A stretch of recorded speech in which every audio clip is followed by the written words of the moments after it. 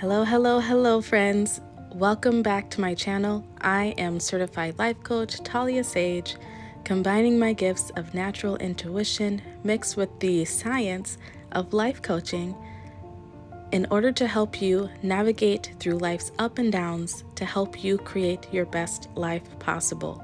Welcome to my series, Bloom Where You Are Planted. This is the third video of the series, so if you haven't watched the other two, I suggest that you go back and watch those. But you may be asking yourself at this point, why are we talking about the 7 stages of grief? And in my experience in life and as a coach, I have come to find that when we find ourselves stuck in a rut, unable to move past painful situations, when we keep reliving the same stories and situations in our heads over and over, it is because we are stuck in some stage of grief.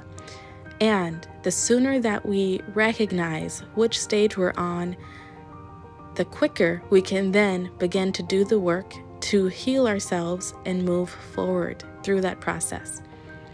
So, today's video message will be about the next stage of grief, which is denial. Once again, have your journal ready to write down any thoughts or feelings that may come up to you as I am speaking about this topic. Maybe if you discover that you may be in denial about something, it might be the first step to helping yourself heal and move past some situation that has occurred in your life.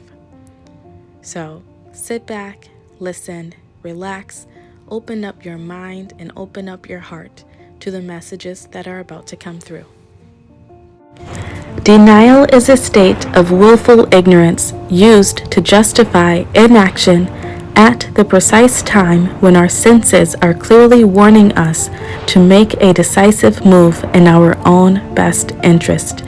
Bill Kurtenbach. As we move out of the first stage of grief, which is shock, the numbness, disassociating from our own emotions and feelings, we move into denial, where we then begin to feel something, but the feeling that we're feeling is so scary that it puts us into this fight or flight mode. We begin fighting our own eyes, our own senses, disbelieving that what we see, what we feel, what we are hearing is actually happening. And we go into this flight mode at the same time where it makes us run away from these feelings. During this time, we begin to gaslight ourselves, telling ourselves that what we have seen, what we've just experienced, didn't really happen the way that it happened. Like we're making it up in our heads. We begin to almost make ourselves go crazy out of not wanting to accept the reality of what's going on. During this time, we begin to turn our pain inward instead of actually dealing with it.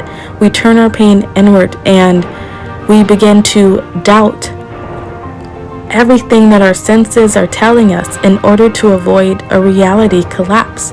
Because once we accept that what we see, hear, and feel as truth, then that means that we have to do something about it.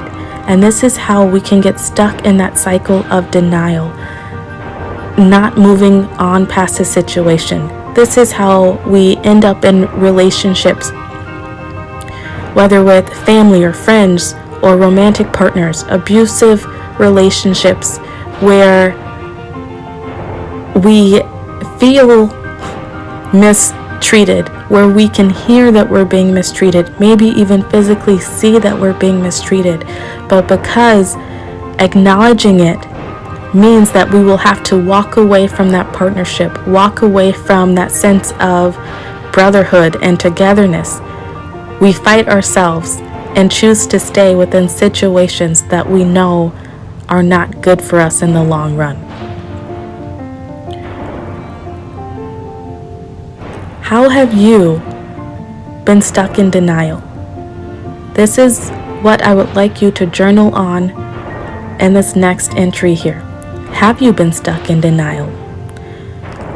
In the past or even in the present? What have you been in denial about? If you have been stuck in denial, these will be your first steps in acknowledging it, accepting it, and beginning to move forward. Join me for the next video when we talk about the next stage of grief, which is anger. Also, feel free to check out any of my tarot videos to help with any further healing or to help you get unstuck in any area of your life. If you would like a personalized coaching session or a personal tarot reading, feel free to find my email listed in the description box below. I'll see you next time.